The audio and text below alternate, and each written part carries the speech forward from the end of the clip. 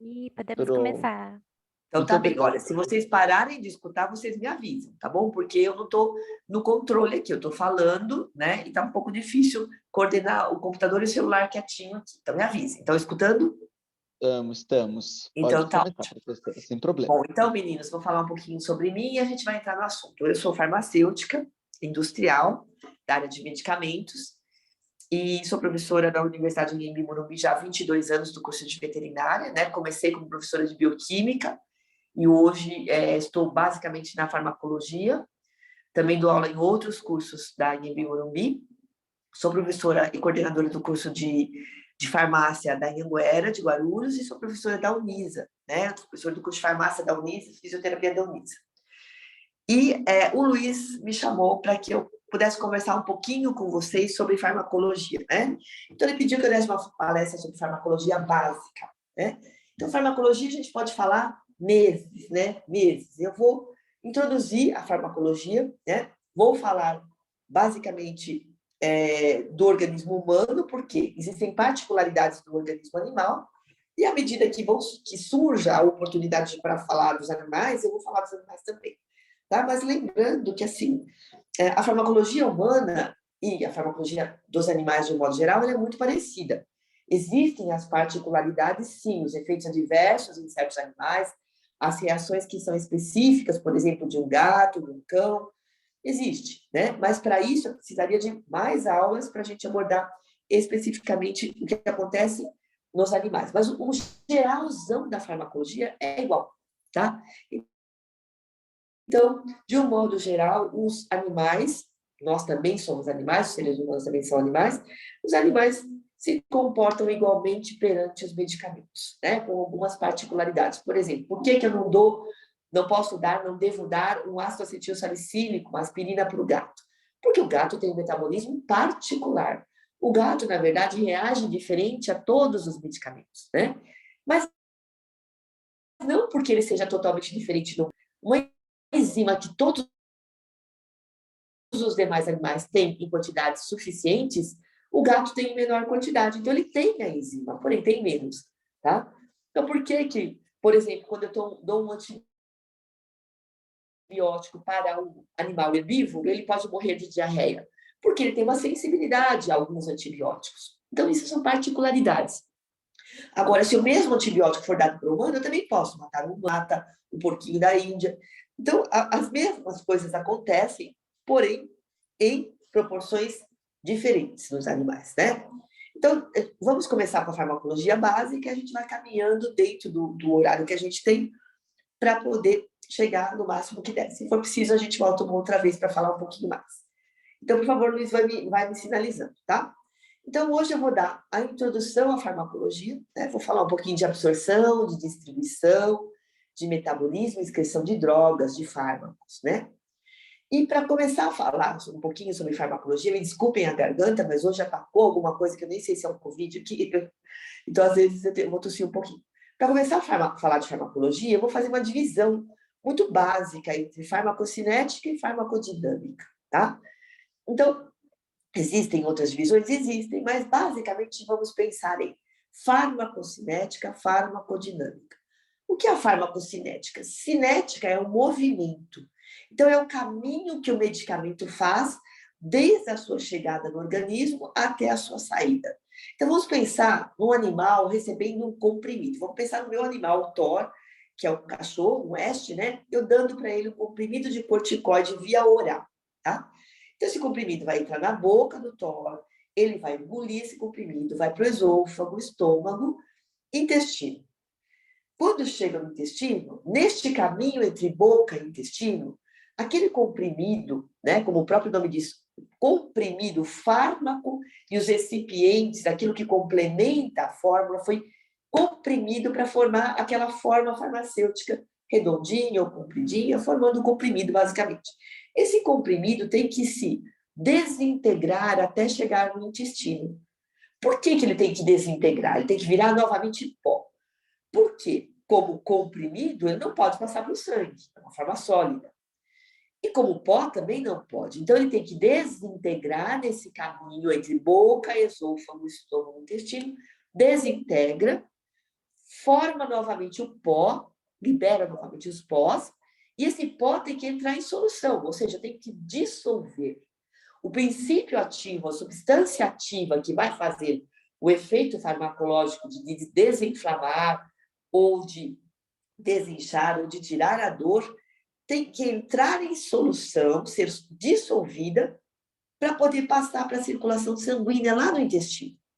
Então, eu vou desintegrar o comprimido nesse caminho, boca, esôfago, estômago, intestino, desintegro, a substância ativa se dissolve, se possível, sempre que possível, vai para a circulação sanguínea, que banha o intestino, vai para o fígado, porque a circulação que banha o intestino, ela leva ao fígado, vai para o fígado.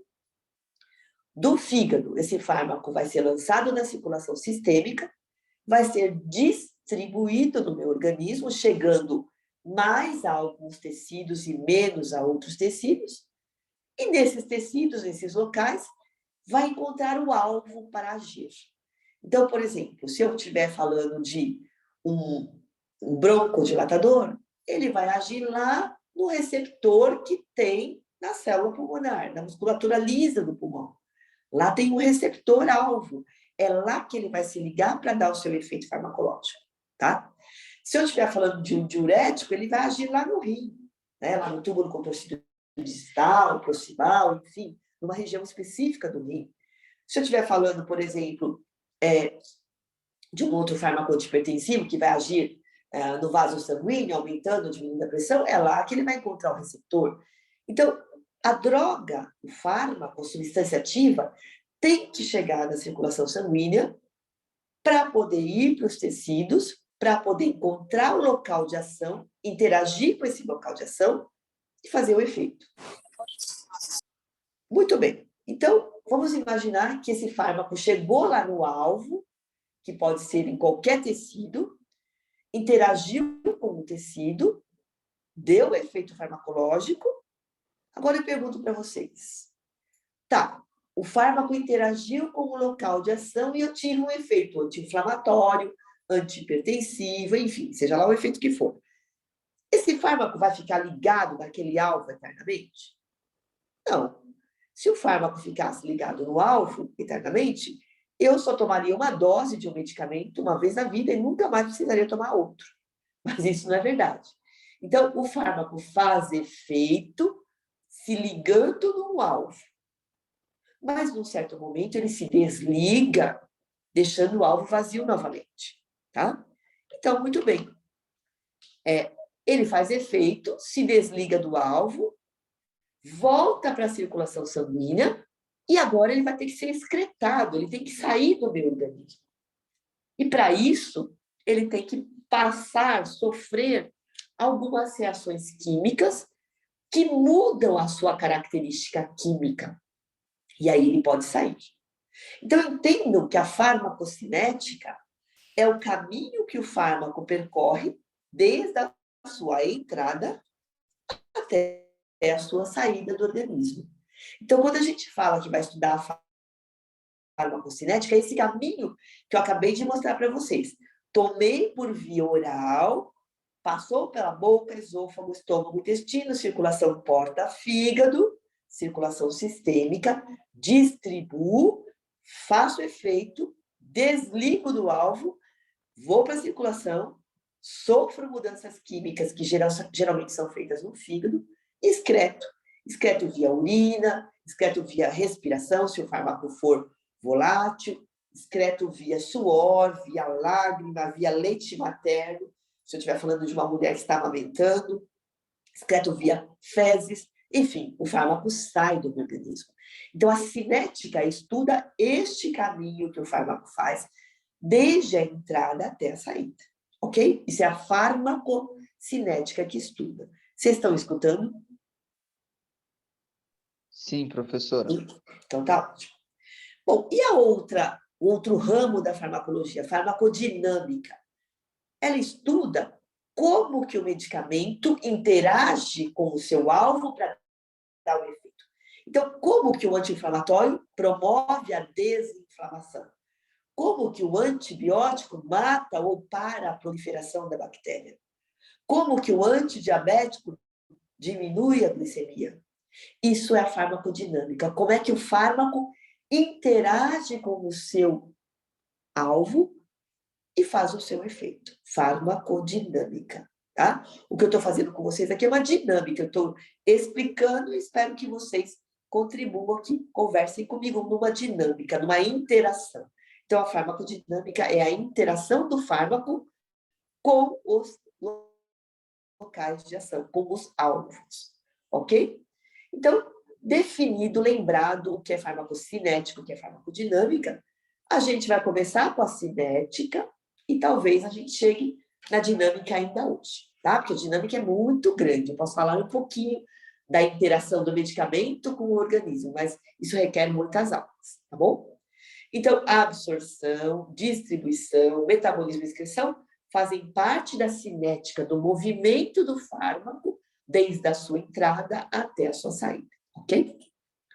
Então, o que a gente vai abordar? Para a gente entender essa dinâmica, né, esse movimento desse fármaco, a gente vai estudar as características químicas que o medicamento tem e como essas características vão facilitar ou dificultar esse movimento dos fármacos dentro do organismo.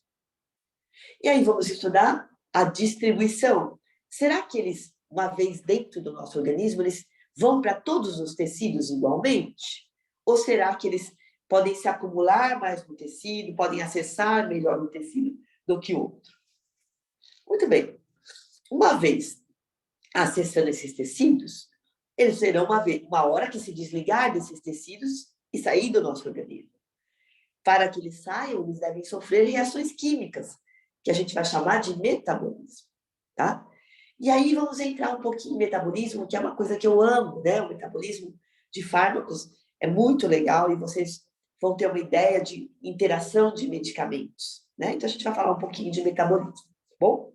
Então tudo hoje que eu pretendo abordar é a farmacocinética, é o movimento desde a entrada até a saída do fármaco, ok? Luiz, este era o meu segundo slide. Como eu estou esquecendo que eu não estou projetando, então passa o segundo, por favor, que são os assuntos que serão abordados, tá? Então, a característica dos fármacos, a distribuição desses fármacos no organismo, o conceito de metabolismo. Então, o que é metabolismo de fármacos?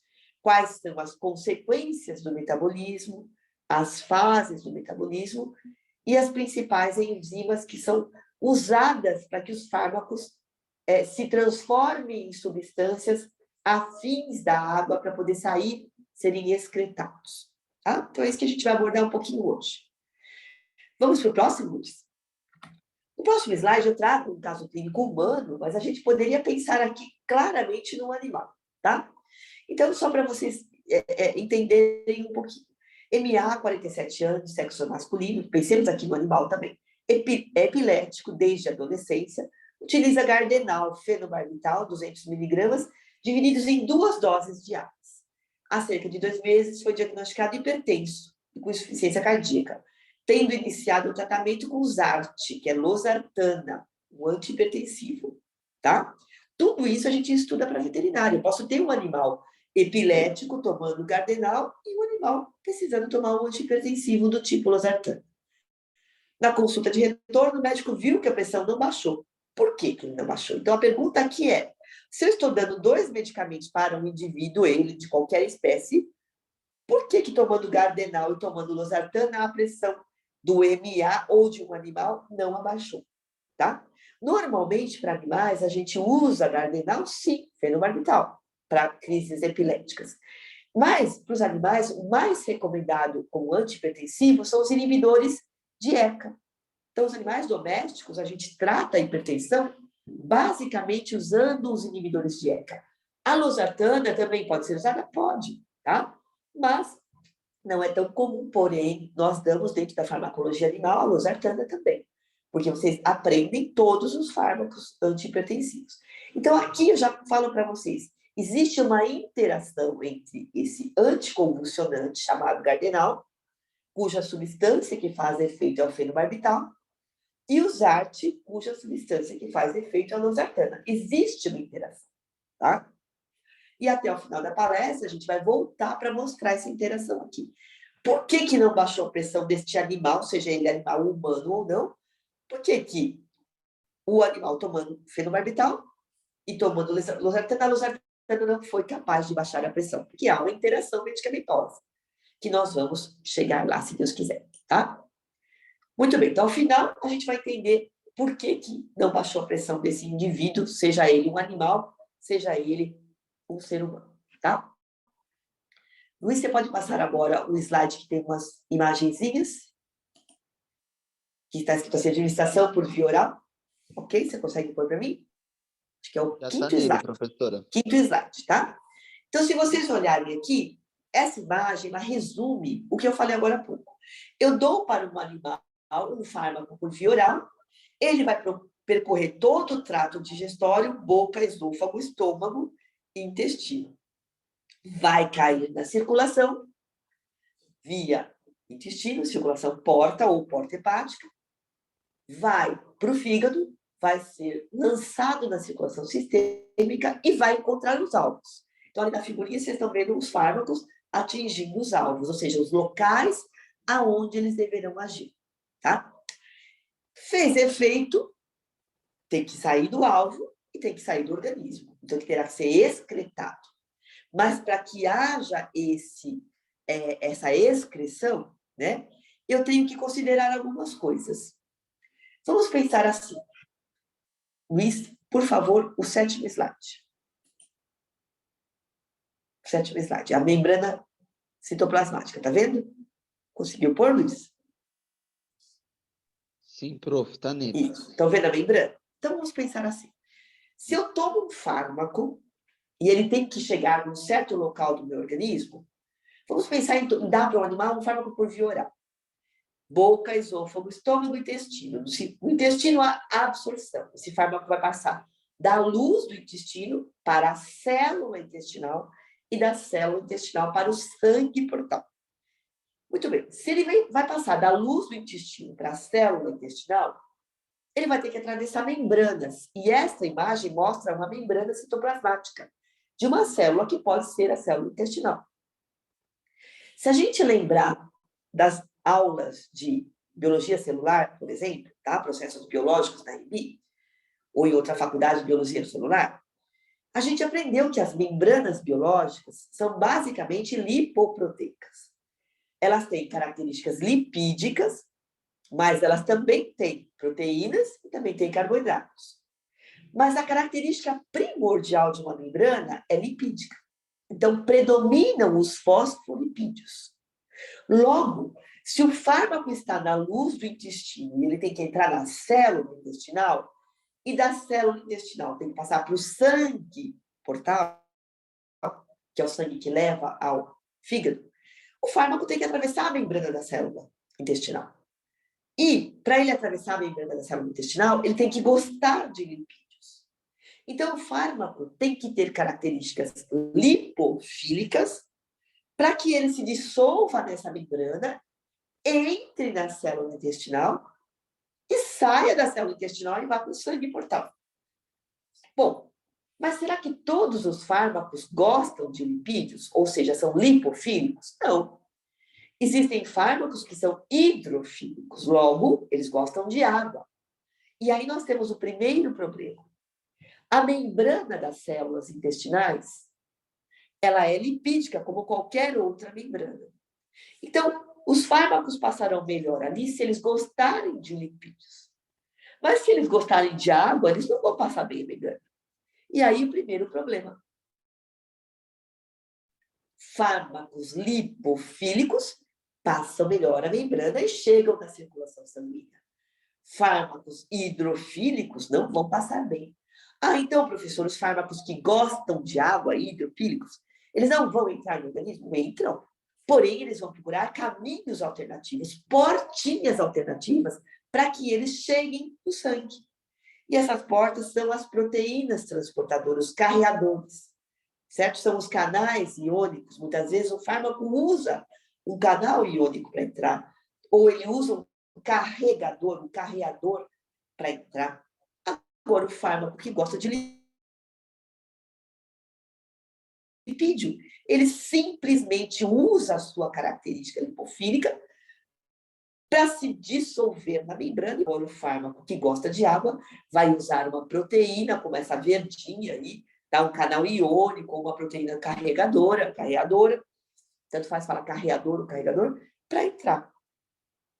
Então, com maior ou com menor facilidade, ok?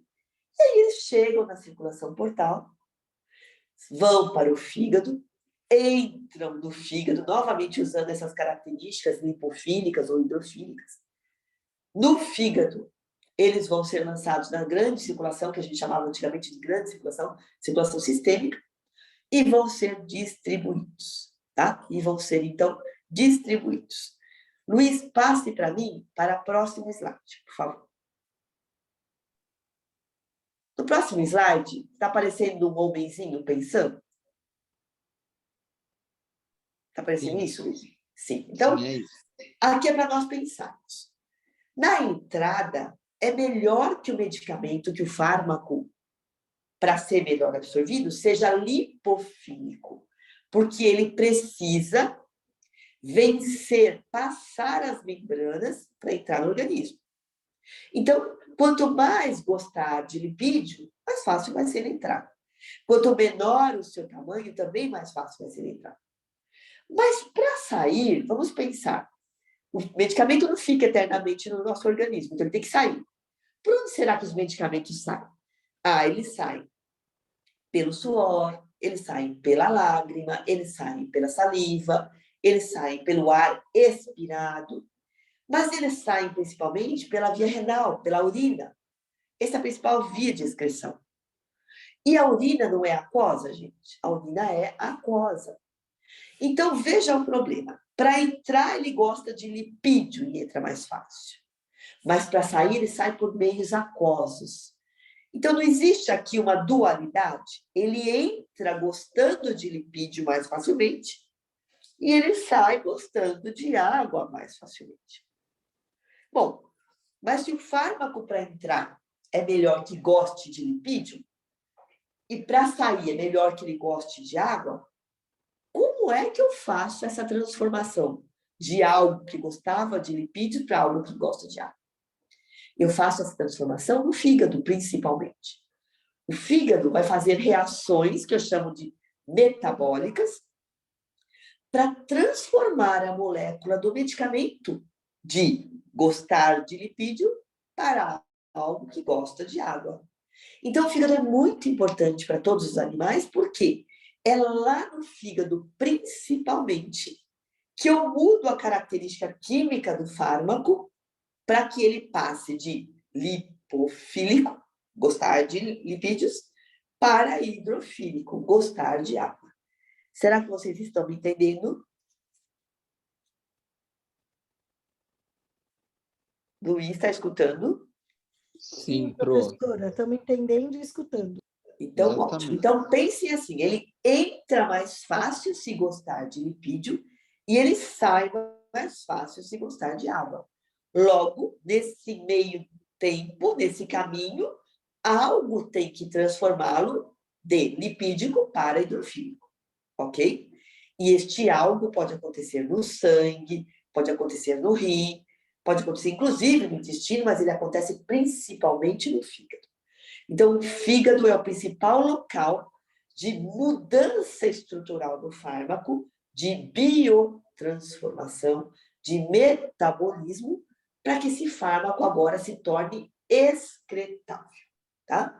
É o fígado o principal órgão. Então, vamos pensar assim, se o animal tem uma lesão hepática, vocês concordam que essa mudança química vai ser dificultada? Vai ser dificultada. Então, pensemos em qualquer animal, ser humano ou outra espécie. Se esse animal não tem o fígado funcionando adequadamente, esta mudança química do fármaco para que ele possa sair do organismo depois que ele fez efeito, vai ser comprometida. Por isso que um animal hepatopata, um animal doente no fígado, não pode tomar qualquer medicamento, porque o fígado dele está lesado e eu preciso do fígado para essa transformação química. Logo, um animal hepatopata, um animal com doença hepática, Nós temos que tomar muito cuidado com o medicamento que damos, certo? Do mesmo jeito que o animal renal, o animal que tem problema no rim, temos que tomar cuidado com a excreção dos fármacos. Quando a gente quer que o fármaco saia do organismo, porque ele já é renal, já tem um problema no rim, e eu ainda vou sobrecarregar. Então, a gente pode brincar aqui pensando assim. Professora, Oi, bem. desculpa te interromper, como a senhora não está lendo o chat, eu vou perguntar aqui. Eu tenho uma dúvida.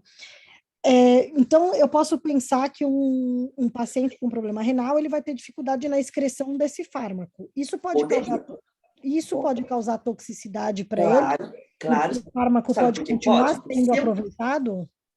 Olha, pensa bem, se eu espero que este animal excrete um fármaco numa velocidade X e ele não está conseguindo excretar, ele está segurando este fármaco mais tempo no organismo, se eu der mais uma dose, você concorda que eu vou somar doses? Certo? Sim, então, esse foi o meu raciocínio. Isso. E aí eu lembro que na aula a senhora tinha falado que era como as cadeirinhas, né? Que ele não pode ter as cadeirinhas para sentar, então ele vai ficar tendo mais tempo disponível para fazer ação. Então, pense assim, olha, eu tomei um medicamento que tem que sair do meu organismo em 10 horas. Só que meu rim não está excretando isso corretamente. Logo, o meu medicamento não vai sair em 10 horas, vai sair em 20. Ele vai ficar mais tempo no meu organismo. Se eu tomar doses subsequentes, mais doses, eu vou somar a dose nova com a dose que não saiu, entendeu? Deu para entender? Sim, perfeitamente. Obrigada. Opa. Nesse caso eu posso, então, pensar... E aí eu posso atingir a dose tóxica. Então, eu posso, então, pensar num paciente renal de dar uma dose bem menor. Eu tenho que adaptar a dose. Tenho que adaptar. Por isso que, por exemplo, pacientes mais idosos, que normalmente têm comprometimento de rim, às vezes de fígado, por isso que é importante a gente sempre olhar a bula, né? Porque ninguém sabe tudo de cor. Então, a bula, ela vem especificando, olha, diminuir dose, adequar a dose, tá? Porque se nós tivermos pacientes com comprometimento renal ou hepático, tudo, essa dinâmica toda pode mudar, tá? Então, eu posso atingir dose desse fármaco e dou novas doses, eu posso atingir a toxicidade.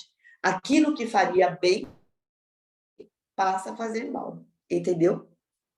Tá? Perfeito. Então, é muito importante que a gente entenda que um fármaco entra e sai num certo período. E o fármaco não sai todo de uma vez. Há necessidade de várias reações e, às vezes, vários momentos de reação para que toda a quantidade de fármaco que eu tomei saia. Então, vamos supor que eu tome agora uma aspirina. Vamos pensar que a meia-vida dela é 4 horas, eu estou inventando aqui um parâmetro. Então, em 4 horas, mais a outra metade vai ficar no organismo e vai precisar de mais 4 horas para decair metade de novo.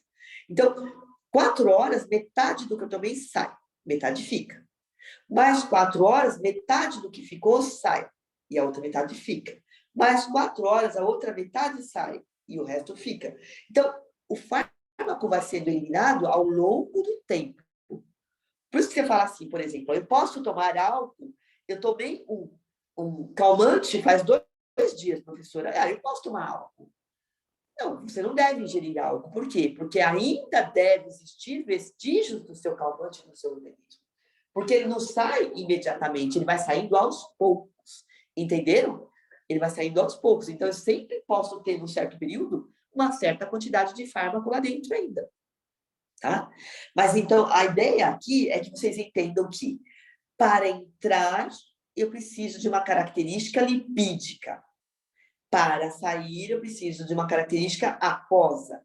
E que algo transforma o fármaco neste meio tempo. Entre entrar e sair, algo tem que acontecer. E esse algo são reações químicas que acontecem em vários órgãos, mas que predominam no fígado, ok? São reações muito importantes. Então, se a gente pensar em reações hepáticas, reações do fígado, o fígado é um órgão, né, extremamente importante. para que a gente modifique a estrutura do medicamento para que ele saia, tá? E aí vem o problema do gato. Qual é o problema do gato? O gato, são várias reações que acontecem no fígado, e eu vou explicar já já. Só que, num certo tipo de reação, o gato é defeituoso entre aspas, né? Enzimaticamente defeituoso. Já aprenderam enzimas, né? Enzimas catalisam reações, aceleram reações. O que acontece com o gato? O gato tem pouca enzima metabolizadora hepática, um certo tipo de enzima. Então, todo medicamento que precisa passar por essa enzima passa muito lentamente, porque o gato tem pouca essa enzima, tá? O DP-glicuroniltransferase. O gato tem pouca dessa enzima. Logo, toda vez que ele precisa metabolizar um fármaco para excretar, esse metabolismo, que depende dessa enzima, é lento. Então, ele excreta muito lentamente, porque o metabolismo é muito lento. Então, assim, metabolismo e excreção andam juntos. Eu metabolizo, eu troco a estrutura do fármaco para excretá-lo, principalmente, para excretá-lo. Se eu não consigo metabolizar direito, porque eu tenho pouca enzima, a excreção também é lenta. E é isso que acontece com o gato. O metabolismo hepático do gato, nós vamos aprender melhor daqui a pouco, é muito lento. Então, ele demora muito para excretar os produtos do metabolismo, por exemplo, da aspirina.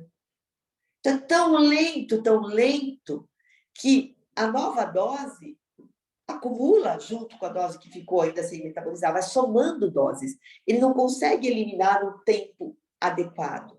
Então, fica o fármaco no organismo, eu já tomo outra dose, essas doses se somam e chegam na toxicidade. Então, é isso que acontece com o gato. Por que o gato é tão problemático com drogas? Porque o metabolismo do gato é lento por uma deficiência enzimática, tá? Então, é por isso que a gente tem que tomar muito cuidado com o gato. Agora, isso acontece em humanos? Lógico que acontece. Por que eu não posso dar qualquer medicamento para o recém-nascido? O quê? Acho que foi sem querer, professora. Alguma Pode coisa? continuar. Nascido qualquer medicamento. Porque do mesmo jeito que o gato é deficiente em enzimas, o recém-nascido também é. Só que o recém-nascido, ele vai melhorar a quantidade das suas enzimas à medida que ele vai amadurecendo o fígado, que ele vai se tornando um pouquinho mais idoso. Idoso que eu digo assim, vai 6, 7, 8, 1 ano, 2 anos, ele vai amadurecendo esse fígado até que as enzimas são produzidas em quantidades adequadas. O gato não. O gato ele é deficiente sempre. Então, o que acontece com o gato, acontece com o bebê. Só que o bebê vai produzindo enzimas naturalmente até a quantidade correta. E o gato não. Então, se eu der para o bebê um fármaco numa quantidade grande, ele também vai intoxicar, porque ele não tem as mesmas enzimas que eu comentei sobre o gato, em quantidades adequadas. Só que o bebê, ele vai amadurecendo o fígado e vai chegando nos níveis enzimáticos corretos. O gato nunca vai acontecer isso. O gato sempre será deficiente nesta enzima. Entenderam? Tá? Por que o gato intoxica tão fácil com o medicamento? Ah, não é que não pode dar aspirina, não, dá em menor quantidade. Então, aí você tem vertentes de médicos que falam, não dê nunca. E tem vertentes de médicos veterinários, dê em quantidades menores. Tá? Eu aprendi na faculdade que para gato não se dava aspirina, ácido acetilsalicílico. Tá? Mas eu conheço colegas que dão em menor quantidade para evitar essa toxicidade. Tá? Então, voltando aqui, nós precisamos, ao longo da passagem desse fármaco dentro do organismo, torná-lo quimicamente diferente para ele sair, tá? E isso, basicamente, acontece no fígado, tá bom? Vamos lá. Por favor, Luiz, eu quero o slide número... Peraí. 9. Ok? Professora, boa noite. Boa noite. Uma pergunta. Pois não. O fármaco, ele só será excretado no rim ou ele pode ser metabolizado também lá? O rim também metaboliza. Por exemplo, tem antibióticos, tá? Que passam pelo rim e existe uma enzima que metaboliza o antibiótico. Então, ele também pode sofrer metabolismo renal. Então, onde eu posso metabolizar fármaco? Principalmente no fígado. Mas antes mesmo de entrar no próprio intestino eu posso ter metabolismo, no próprio plasma eu posso ter metabolismo, no rim eu posso ter metabolismo. Só que são sítios onde ocorre menos metabolismo, entendeu? Ocorre principalmente no fígado. O fígado é o principal órgão, mas pode acontecer sim. Ok? Ok, obrigada. Não. Então, vamos lá. O que é o metabolismo? Metabolismo ou biotransformação? Tá? Aqui existe uma divergência entre autores, né? Mas eu vou tratar tudo como a mesma coisa. Então, vamos lá. Metabolismo, vocês devem ter aprendido lá em bioquímica. Por que eu falo tanto de bioquímica? Porque farmacologia e bioquímica são irmãs. São disciplinas irmãs, tá? Tanto que a professora aqui é as duas coisas, do bioquímica e do farmácia. Vamos pensar assim, ó. O que é o metabolismo na bioquímica? São as reações do ciclo de Krebs, reações da cadeia respiratória, reações da glicólise. Aqui é a mesma coisa, são as reações químicas, só que não é a glicólise, mas as reações químicas que acontecem com o medicamento. Então, metabolismo, para nós, na farmacologia, é um conjunto de reações químicas que os fármacos sofrem, tendo vários objetivos. O objetivo principal é tornar o fármaco eliminável, excretável, tá? Mas nem sempre isso acontece. Às vezes, numa reação metabólica, eu torno o fármaco um produto tóxico. Eu faço o fármaco ficar mais tóxico do que ele era antes. Vamos dar um exemplo? Paracetamol. Paracetamol, a gente toma um comprimido, ok. Se eu tomar um excesso de paracetamol, novas reações químicas que não aconteceriam na dosagem normal acontecem. Então, na dosagem normal, eu tenho reações químicas X acontecendo. Numa superdosagem, eu tenho reações químicas Y acontecendo, outras. E nessas reações novas, que só acontecem se eu tiver um excesso de paracetamol, eu vou formar produtos tóxicos, que eu não formaria se eu tivesse tomado um único comprimido. Então, durante o metabolismo, o objetivo é tornar a droga excretável. Mas eu posso tornar a droga um produto pior do que o próprio medicamento. Mais tóxico do que o próprio medicamento original. Então, eu posso formar produtos tóxicos. Eu posso ativar um fármaco. Como assim, professora? Muitas vezes a gente produz na indústria farmacêutica um fármaco inativo, de propósito, só para torná-lo mais facilmente absorvível, só para que ele drible, por exemplo, o problema de atravessar as membranas ou de chegar num alvo mais difícil. Então, na indústria farmacêutica, a gente planeja a molécula do fármaco, muitas vezes colocando grupos de átomos para facilitar a sua chegada num alvo que é tão difícil de chegar, tá? Só que quando eu mudo essa molécula de fármaco, o fármaco fica inativo. Ah, professor, então qual é a lógica? Eu preciso que ele seja ativo. Aí eu penduro carbonos e hidrogênios, ele fica inativo, passa a membrana, mas ele é inativo? Sim, mas eu sei que lá dentro daquele órgão que eu quero que ele chegue, tem uma enzima que tira essa cadeia que eu pus a mais. Então, tem uma enzima metabolizadora que vai tirar essa porção adicional e ele volta a ser ativo. Então, é como uma brincadeira assim. Vamos pensar assim, nós estamos numa sala de aula da veterinária e um rapaz da educação física tem uma crush lá dentro dessa sala. Ele precisa entrar na sala da veterinária. Só que a professora Rita olha e fala, não, você não está usando o blusão da educação física, logo você não vai entrar, porque você não é da veterinária, você não passa a porta. Aí ele fala, eu tenho que driblar essa professora chata. Como que eu posso passar pela professora Rita se ela só deixa entrar alunos da veterinária? Ele vai lá e empresta um blusão da veterinária. E aí, vestindo o blusão da veterinária, ele entra, porque eu deixo. Quando ele entra na sala, para mim, ele é da veterinária, mas ele não é. Ele é o rapaz da educação física. Lá dentro, ele tira o blusão e volta a ser o rapaz da educação física. Entenderam? Ele usou uma fantasia para driblar a passagem da membrana, para driblar a professora Rita e entrar. E lá dentro ele tira essa parte adicional de átomos, tira o blusão e volta a ser a molécula ativa. Então, às vezes, a gente faz essa jogada farmacêutica para tornar um fármaco acessível a um tecido que ele não é normalmente. Sabendo que lá naquele tecido eu tenho enzimas que tiram essa parte adicional, que tiram essa porção que eu coloquei nele só para driblar a passagem da porta. Deu para entender? Então, existe a ativação do fármaco em alguns locais específicos. Então, essas reações de ativação também são parte do metabolismo. Então, no metabolismo, eu inativo para mandar embora, eu torno o fármaco inativo para excretá-lo, eu posso tornar o fármaco um produto tóxico, que faça mal para esse animal, eu posso tornar o fármaco ativo, se ele for inativo. Tá? Tudo isso enzimaticamente, através de reações químicas. E isso normalmente, predominantemente, acontece no fígado.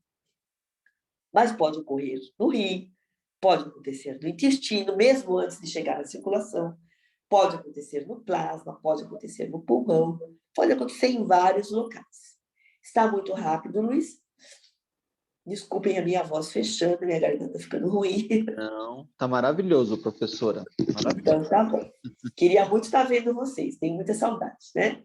Mas, enfim. Então, o metabolismo é o conjunto de reações que acontece com os medicamentos, graças a enzimas que existem principalmente no fígado, tá? E agora nós vamos falar de metabolismo hepático, já que esse local, o fígado, é o principal local de mudança química da estrutura do fármaco para que ele haja ou para que ele se torne inativo ou, às vezes, tornando-o mais tóxico, como é o caso do paracetamol, tá? Vamos para o 10º slide? Então, agora, esse slide está escrito fases do metabolismo de fármacos, certo, Luiz? Sim, correto. Então, vamos pensar no fígado, tá? O metabolismo do fígado, ele é dividido em 2 fases. Fase 1, fase 2, tá? E em cada fase ocorrem reações químicas. Então, quais são as reações que ocorrem na fase 1? Quais são as reações que ocorrem na fase 2? Aqui existe divergência entre autores.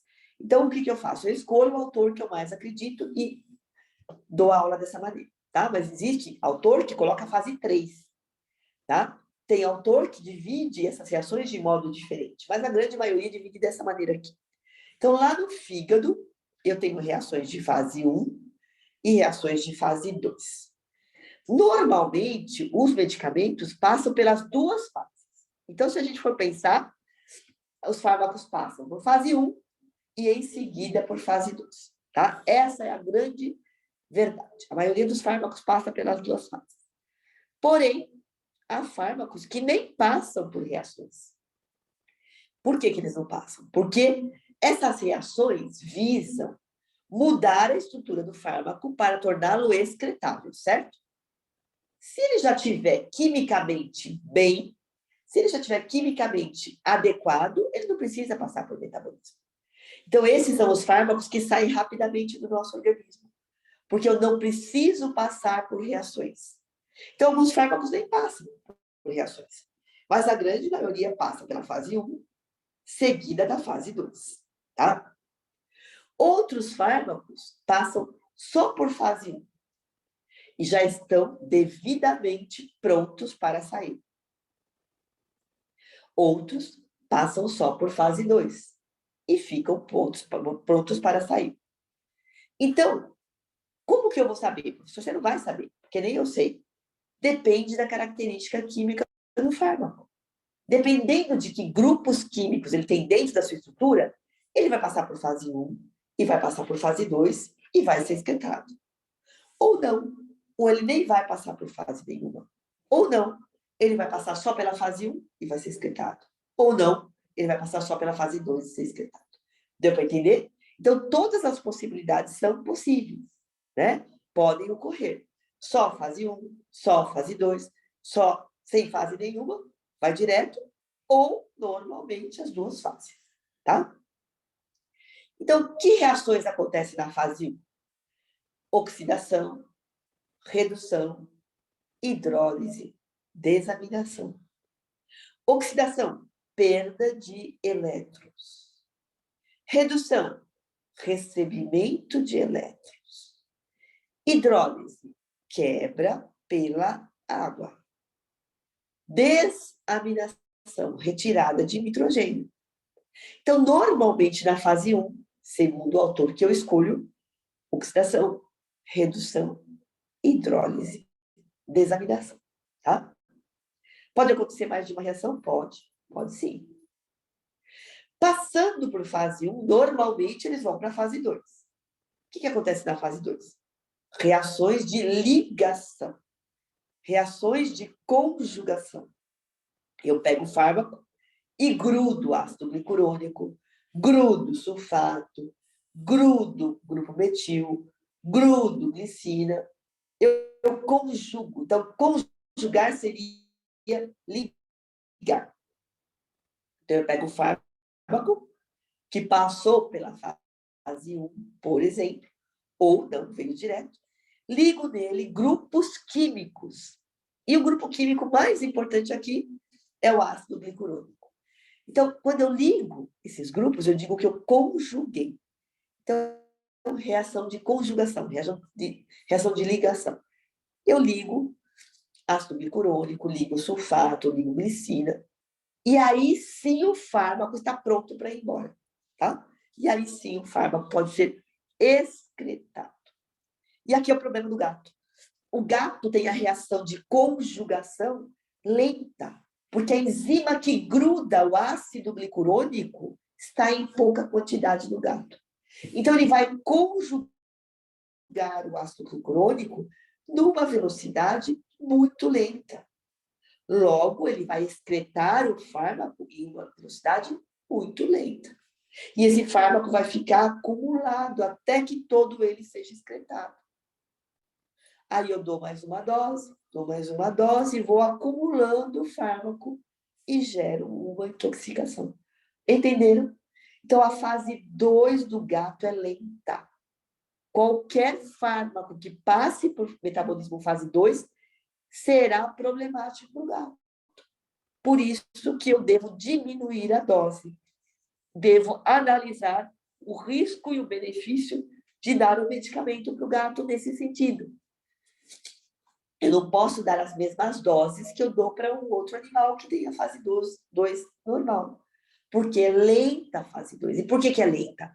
Porque a enzima que gruda, que conjuga o ácido glicurônico no fármaco está em pouca quantidade. Desculpe. Veja se ficou claro. A mesma coisa acontece com o bebê. Só que o bebê se adapta e passa a produzir a enzima em quantidade adequada. Então, as espécies se parecem, né? Quimicamente. Entendido, meninos? Sim, mas isso são medicamentos Pois metabolizados não. Isso são medicamentos metabolizados pelo fígado, certo? Sim.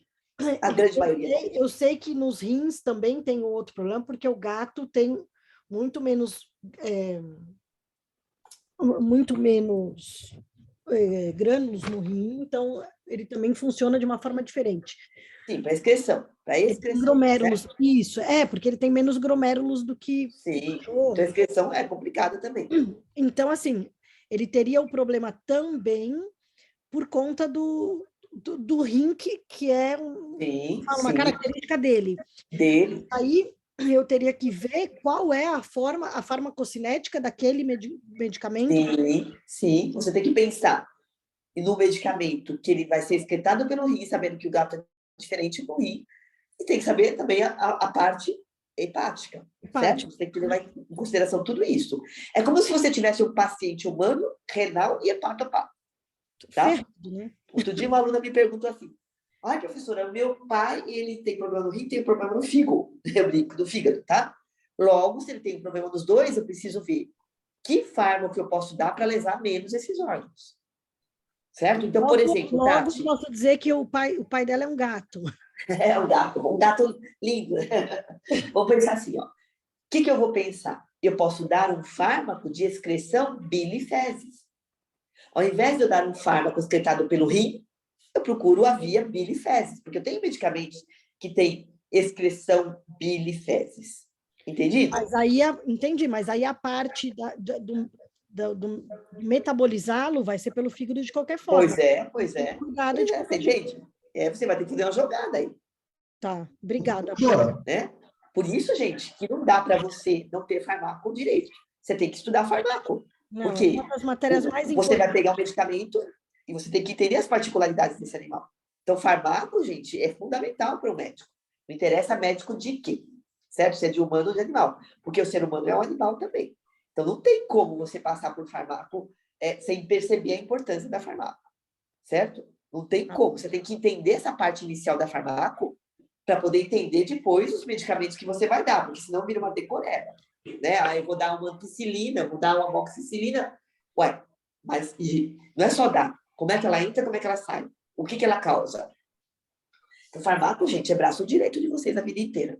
Tá? Obrigada. Entenderam as reações, então, aqui? Então, fase 1 e fase 2, geralmente são sequenciais, uma seguida da outra, mas eu posso ter só fase 1 ou só fase 2, ou, às vezes, dependendo da característica química do medicamento, nem passo por fase nenhuma, ele já está pronto para a excreção. São aqueles que saem mais rápido no meu organismo, tá? Luiz, por favor. Você podia só repetir, professora, o que é uma dessas 4 reações da oxidação? Você falou Claro, eu volto aqui. Vamos lá. Deixa eu ver só onde é que elas estão. Então, na fase oxidação, perda de elétrons. Perda, tá. Tá? Redução, recebimento de elétrons, ganho elétrons. Hidrólise, quebra pela água. E desaminação, retirada de nitrogênio, de grupamina. Muito obrigado. Imagina. E a conjugação é ligação. Conjugar é ligar, tá? Ligar. Sim? Muito bem, vamos lá ver a fase 1, então. Gente, essa parte é tão interessante, é que a gente precisaria de umas 3 aulas aqui. Vamos estudar a fase 1. Geralmente, na fase 1, eu tenho reações de oxidação. O que é oxidação mesmo, que eu acabei de falar? Oxidação é perda de elétrons, tá? Na fase 1, as enzimas mais importantes que fazem essas reações são enzimas chamadas enzimas CYP. CYP. Passa o próximo, por favor. Luiz, eu esqueço. Reações de fase 1. Por favor, põe nesse slide, que é o 11º, Luiz. Já está nele, professora. Pode continuar.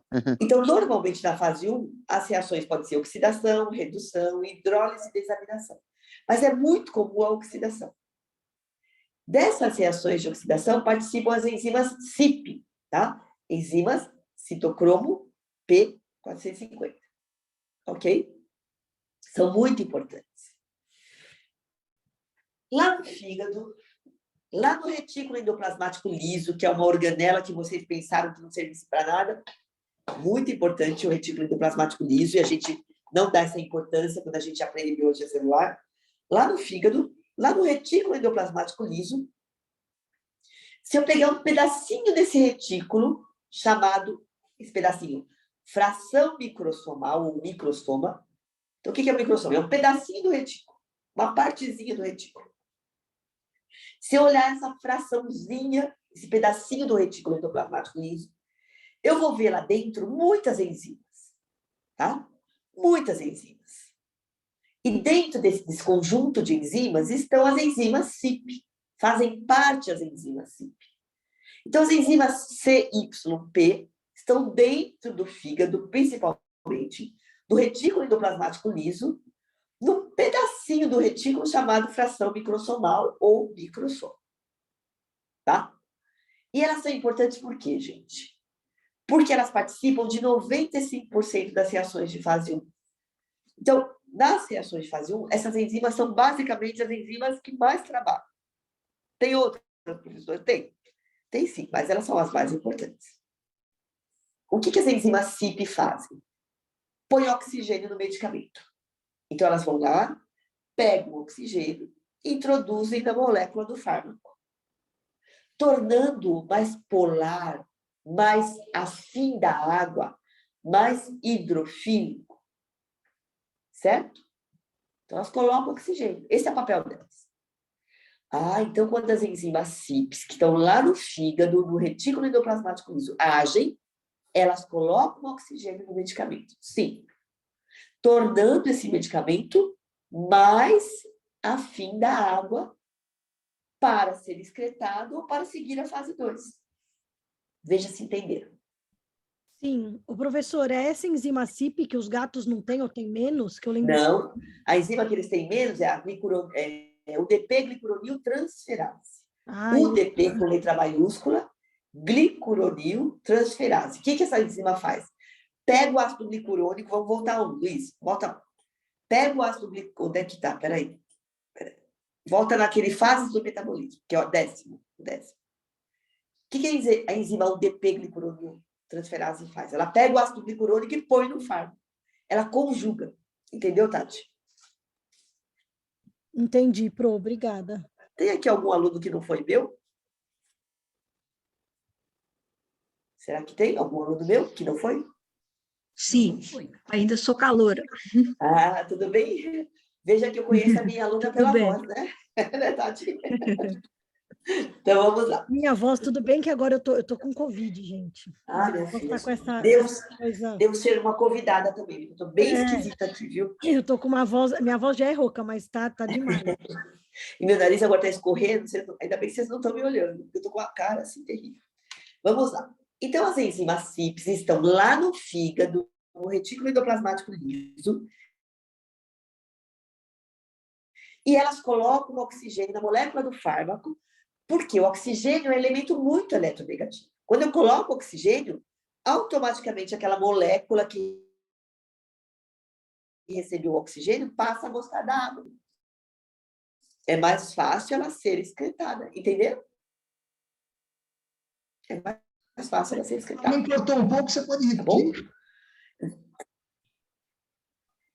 Posso, quando as enzimas CYP, lá no retículo endoplasmático liso, colocam oxigênio na molécula do medicamento, esse medicamento fica gostando mais de água. Vou mudar a linguagem.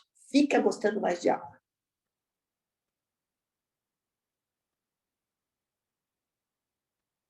Legal, obrigado. Ok? Então, se ele fica gostando mais de água, ele agora pode ir embora ou ele pode passar para a fase 2. Vai para o próximo, Luiz. Ele pode ir para a fase 2.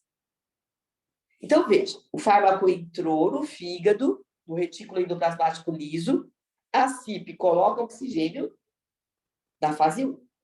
Eles passam para a fase 2. Ou, simplesmente colocando oxigênio, eles podem ir embora, ser excretados. Ok?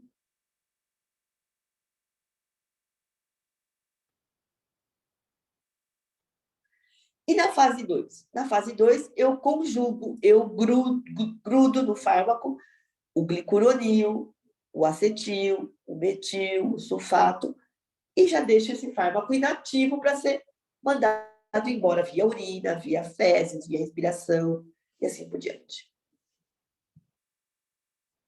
Então, eu pergunto para vocês, todos os fármacos passam por fase 1 e fase 2?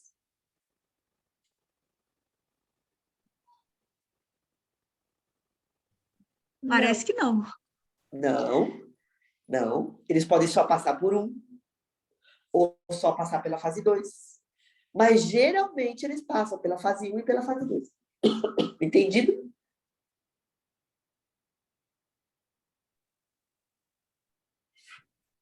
Tornar um fármaco inativo é ele não ser absorvido mais pelo organismo, é isso?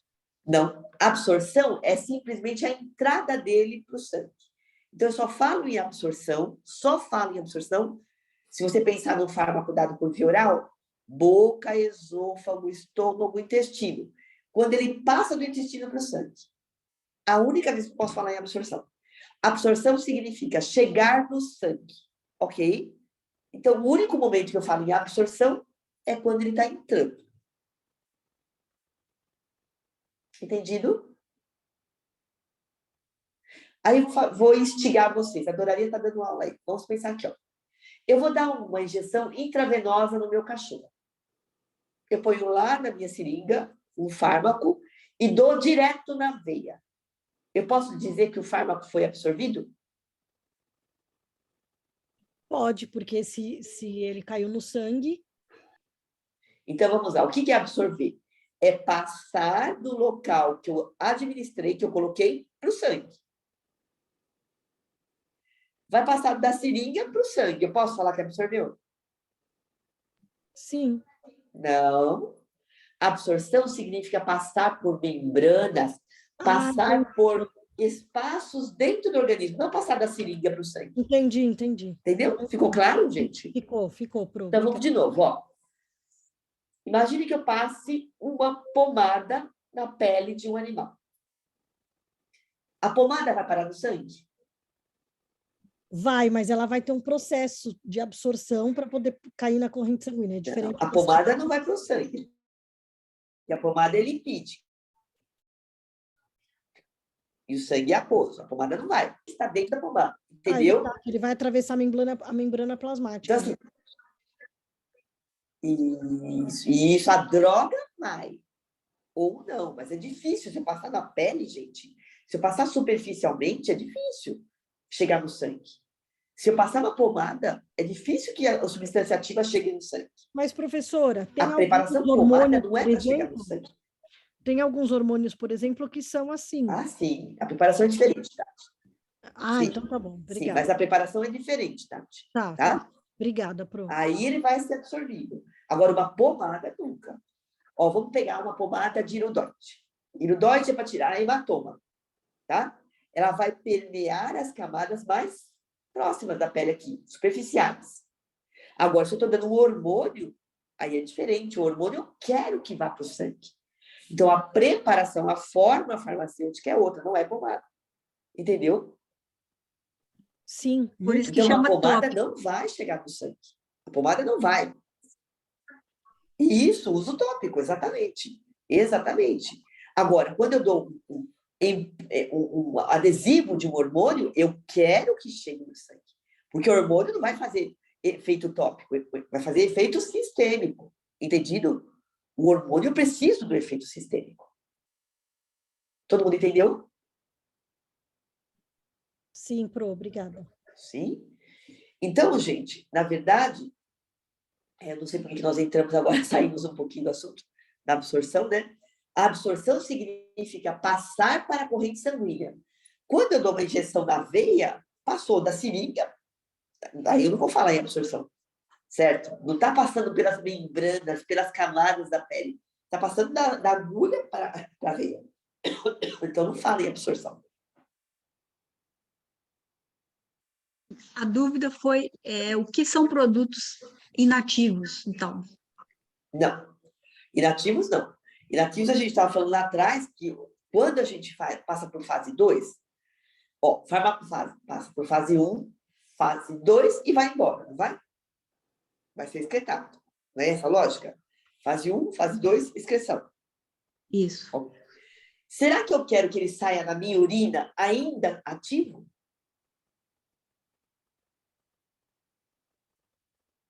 O que vocês acham? Será que eu quero que o fármaco que estava fazendo efeito anti-inflamatório seja excretado na minha urina ainda ativo, fazendo efeito anti-inflamatório? Não. Não.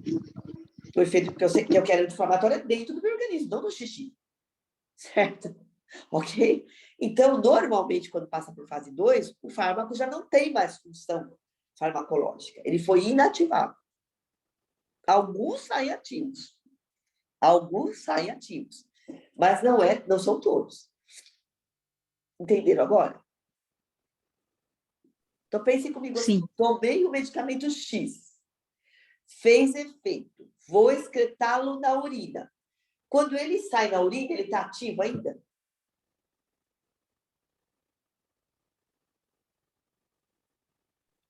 Não. Provavelmente não. Provavelmente não. Provavelmente, mas eu não posso garantir, depende do fármaco. Entenderam? Entendi. Tem fármaco que sai ativo ainda. Aí eu pergunto para você, tem lógica aquela urinoterapia que as pessoas bebem de xixi? Não, gente. Porque esse fármaco pode estar ativo, se ele fizer o xixi, ele pode estar mais tóxico, vocês concordam? Então, assim, urinoterapia é um absurdo, né? Pegar a urina e tomar de volta, pelo amor de Deus, gente. Primeiro que ela é um produto de excreção, né? Eu sempre falo isso. Às vezes eu tenho aluno, posso fazer urinoterapia? Não. A urina é um produto de excreção. É para lançar, mandar embora, não é para tomar. Tem lógica, tem bactérias, tem resíduos, tem substâncias de excreção, né? Então tem lógica. Eu posso ter um fármaco ainda ativo na urina? Posso. Posso ter um fármaco inativo? Geralmente. Geralmente. Tá dando para entender, gente? Perfeito. Perfeitamente. Então, entenderam que a gente tem fase 1 e tem fase 2. Às vezes, o fármaco só passa pela fase 1, e aí é excretado. Às vezes, ele só passa por fase 2, excretado. Mas, na grande maioria, é fase 1 e fase 2. Sequenciais, tá? Não tem fase 2, depois fase 1. Não, é 1 e 2. Ok? E aí, para a gente entrar na reta final, eu gostaria de falar com vocês. Volta, por favor, no 11º, Luiz. Só para deixar vocês com vontade de mais farmacologia. O que vocês estão vendo no slide 13? 11, desculpa, 11. Reações de fase 1? Isso, reações de fase 1. Vocês estão vendo lá enzima CYP? Em amarelinho? Sim. Sim. Olha a última frase. Enzimas CYP podem ser induzidas ou inibidas. Estão vendo?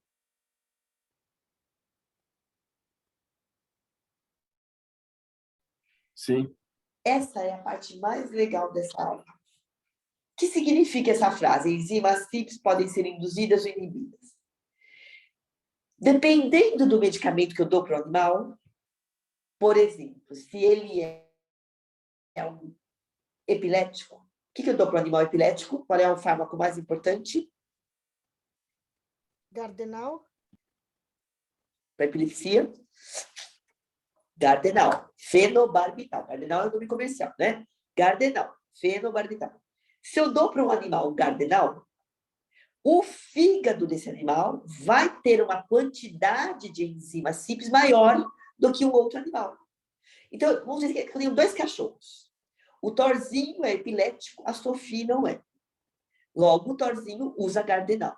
Se eu comparar as enzimas CYP do fígado do cachorro e da cachorra, da cadelinha, o cachorro que toma gardenal vai ter mais CYP do que a cadelinha. Por quê?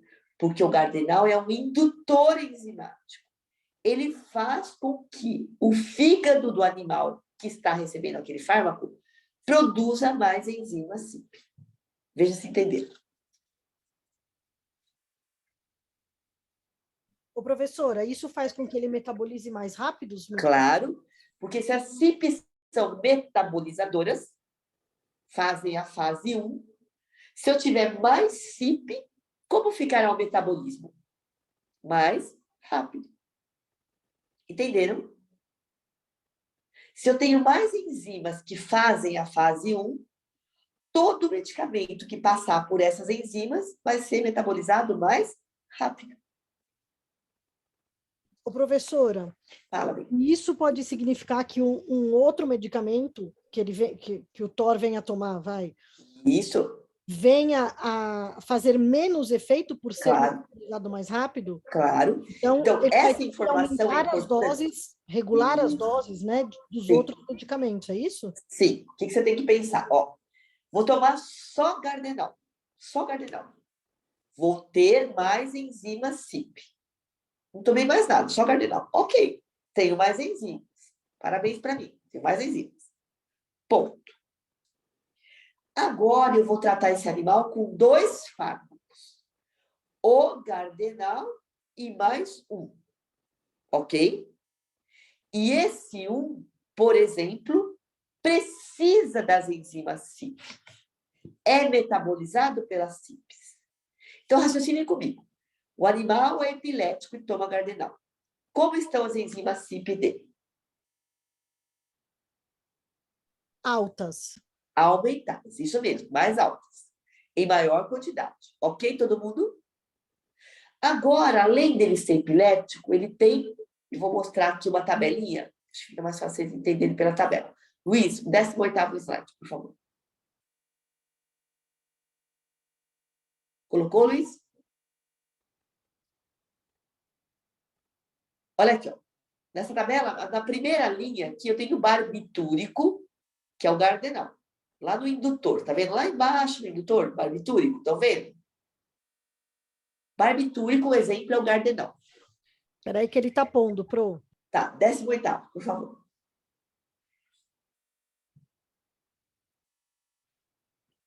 Pronto, Pro, pode falar. Vamos pensar assim. Eu tenho um animal que é epilético. O que eu dou para ele? Gardenal.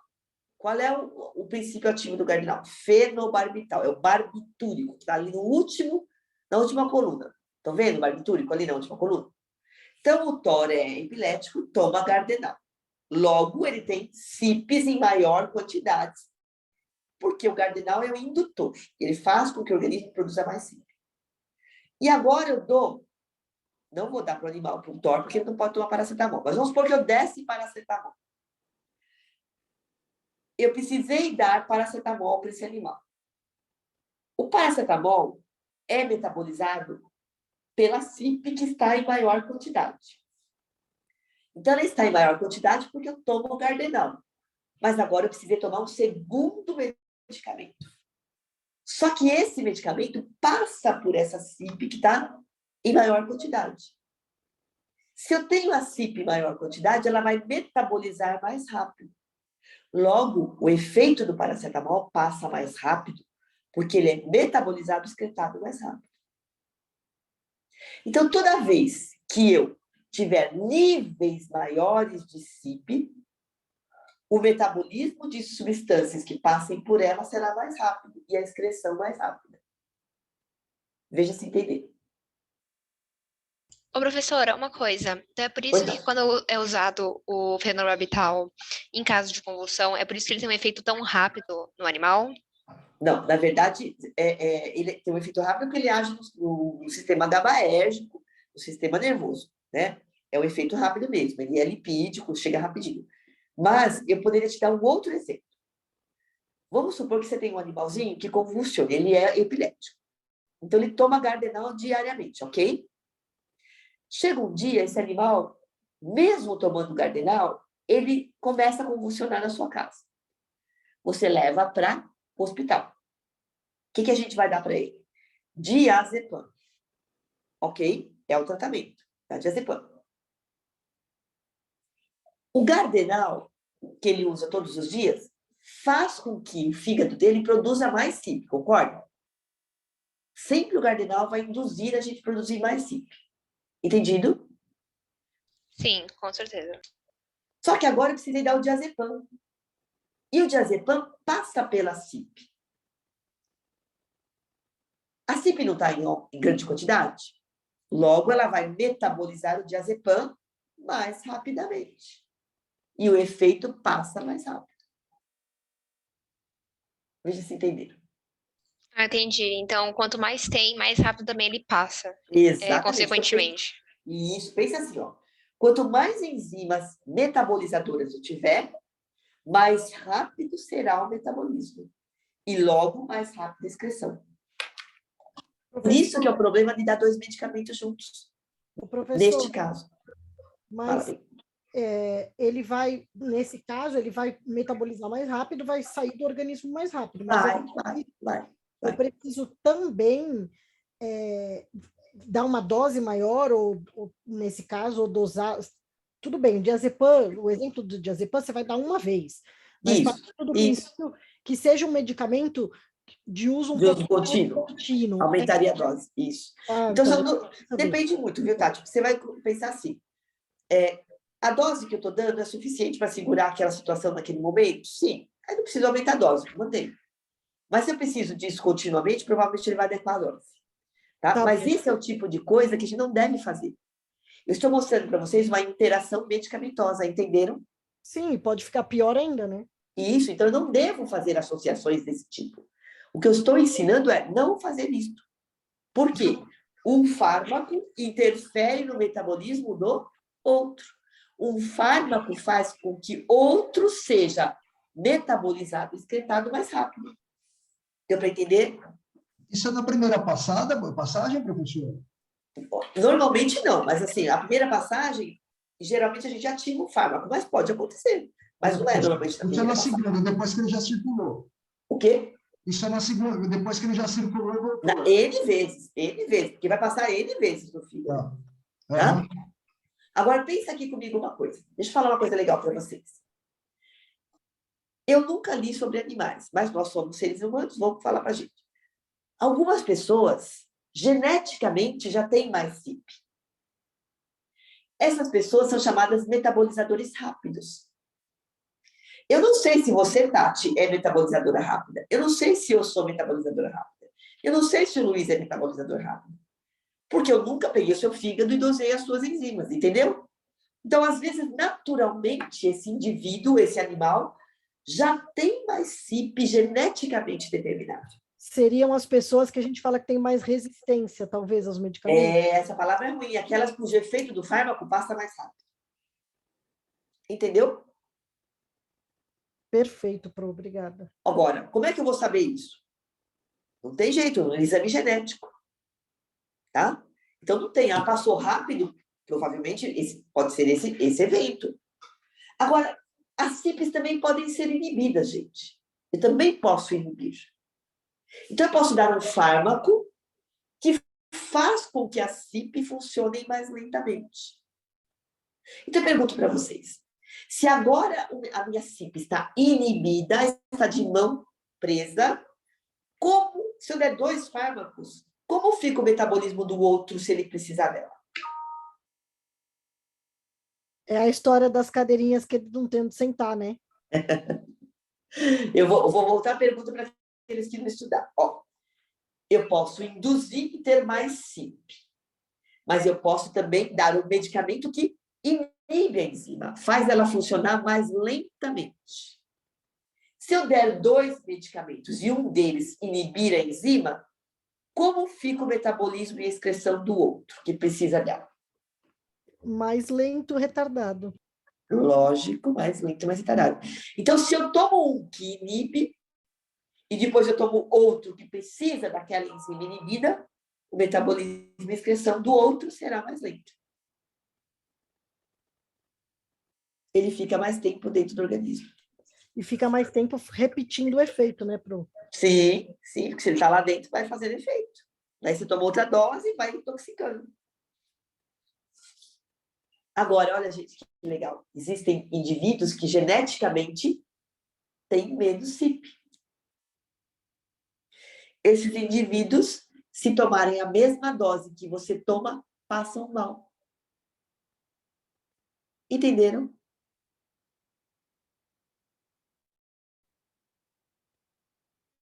Sim, Pro. Então, eu posso ter indivíduos metabolizadores rápidos e indivíduos metabolizadores lentos. Ô, professora, tem uma pessoa perguntando no chat aqui, que eu sei que a senhora não está vendo. Ela perguntou o seguinte: tem exame para saber se existe resistência a fármacos específicos? Especificamente, talvez não. Não conheço nenhum exame para específico, mas eu posso fazer exames para ver se eu sou um metabolizador lento ou um metabolizador rápido. Entendido? Agora, especificamente, não conheço. Assim, eu quero saber se eu sou resistente ao fenobarbital.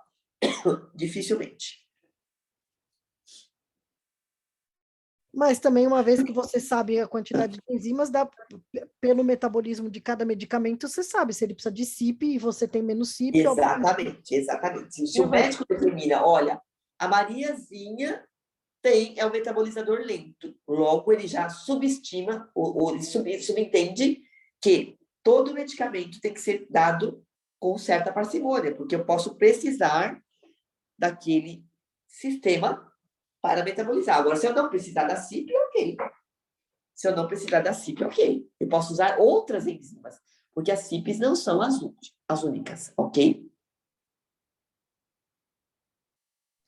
Nós só estamos falando de dois medicamentos, né? Tem animal que toma vários. Isso, e olha essa tabela aqui. Essa tabela aqui, 18ª, põe lá a luz pra gente. A 18ª tabela, ou melhor, 18º slide, tem só alguns medicamentos que um interfere com o outro. A coisa é imensa, gente. Pro, mas a enzima CYP é a que metaboliza 90 e poucos % não é isso? Sim, porém, este é um tipo de interação medicamentosa. Existem outros tipos. Este é um tipo onde eu tomo 2 fármacos que competem pelo metabolismo, entendeu? Mas eu posso ter outros tipos de interação entre fármacos. Então, esse aqui eu estou mostrando um tipo de interação. Quer ver um exemplo? Eu não fumo, mas se eu fosse um fumante, eu teria mais enzima CYP. Daí eu tenho uma dor de cabeça. E eu uso paracetamol. O paracetamol é metabolizado pela CYP. Logo, o efeito dele passa mais rápido. Minha dor de cabeça não vai passar, porque eu sou fumante. Entendeu? Mas os fumantes aumentam mesmo de verdade a enzima CYP? Eu não sabia. Claro, de verdade. Tá bem que eu não fumo. Olha lá, um outro exemplo. O fumante tem mais CYP. Por que o fumante toma tanto café? Porque ele gosta? Porque ele gosta. Porque as CYPs aumentadas metabolizam a cafeína, então o efeito do café não vem. Então, o fumante que toma café não vai ter o efeito normal da cafeína. Porque as CYPs metabolizam cafeína. Ô, professora, vou fazer Diga, uma pergunta agora. todas. Então, tá bom. A CYP metaboliza cafeína, ok. Aí, se eu tomo aquele café termogênico para fazer exercício ou alguma coisa desses Cafeína. que Cafeína. tem uma bomba de cafeína. Você vai ter um ataque cardíaco. Não, mas a pergunta é a seguinte: o meu raciocínio é outro. É assim: eu tomei, sei lá, um café termogênico aí, um café com 200 miligramas de cafeína por dose. Tá. É uma bomba de cafeína. Aí as minhas enzimas CYP vão estar ocupadas metabolizando essa cafeína. Aí eu vou e tomo um remédio, que seria metabolizado pela CYP também. Depende. Eu vou ter esse efeito desse remédio mais tempo no meu corpo, uma vez Aí que... não tem como te falar, porque tem que ver a velocidade, a concentração, onde é que vai estar. Na verdade, você vai ter uma competição. Porque, assim, existem pelo menos 8 diferentes CYPs. Então, tem que coincidir a CYP que metaboliza a cafeína com a CYP que metaboliza o seu medicamento. Entendi. Obrigada. Entendeu? Porque existem muitas CYPs, né? Então, de repente, não é a mesma CYP. Daí, ok. Mas se for a mesma for a CYP, mesma... vai competir, vai ganhar quem estiver em maior quantidade. Tá bom. Que no caso, 200 miligramas de cafeína é a cafeína. É a cafeína, isso. Tá bom, obrigada, Pro. Nada. Vocês perceberam a importância da farmacologia, gente? Certo? A farmacologia é algo que a gente tem que conhecer. Ela não pode ser uma matériazinha. Ela tem que ser a matéria de coração de um médico. Porque tudo isto faz parte da farmacologia. Isso porque nós não estudamos a fundo cada coisa. Isso porque vocês não viram um antibiótico, vocês não viram, por exemplo, um anti-inflamatório. Tem tantas coisas maiores aqui dentro. Por isso eu falo para vocês, deixo essa mensagem. Estudem farmácia, certo? Se vocês querem ser bons profissionais, estudem farmácia. Agora, eu quero que você ponha no último slide, Luiz. Eu vou falar do MA 47 anos, mas vamos pensar no animal aqui. MA 47 anos, sexo masculino epilético, desde a adolescência, utiliza Gardenal, fenobarbital, 200 miligramas divididos em 2 doses. Então, ele toma o indutor enzimático. O Gardenal faz ter mais CYP. Há cerca de 2 meses, foi diagnosticado hipertenso e com insuficiência cardíaca, tendo iniciado o tratamento com Zart, que é losartan. Na consulta de retorno, o médico aferiu a pressão e verificou que não houve diminuição, indicando um outro medicamento.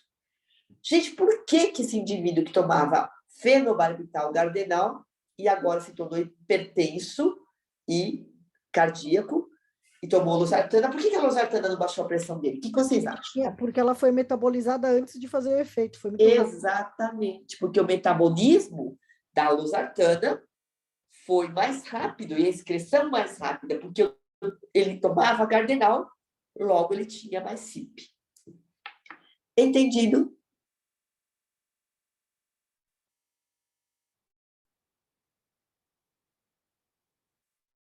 Sim, Ok, meninos? sim, Olha, eu maravilhoso. espero que vocês tenham gostado desse só gostinho de farmacologia, né? A farmacologia é muito linda, linda. E espero que vocês tenham gostado, tenham aproveitado. A gente já falou basicamente 1h e 28 minutos, né? Espero que tenha dado para vocês verem o quanto é importante, né? Que não adianta a gente só falar, eu sou veterinário, eu sou médico, e não saber isto, né? Isso é importante, tá? A interação medicamentosa é algo fascinante, fascinante. E a gente só aprende interação medicamentosa se a gente estuda farmácia, né? E aí me coloco à disposição para novas vezes, viu, Luiz? Porque eu amo a veterinária, eu digo que eu sou uma farmacêutica veterinária, porque a minha vida inteira eu dei aula de farmácia na IMB, 22 anos, né? E se vocês precisarem de mais vezes, estarei aqui, ok? Maravilhoso, professora. Muito Eu espero bom, que vocês professor. não reparem de não ter visto o meu rosto, mas eu sei lá o que aconteceu aqui, eu não consegui ligar esse treco. Professora, obrigada pela aula maravilhosa, como sempre, como todas. Imagina. Pelo amor de Deus, combina com ela toda semana.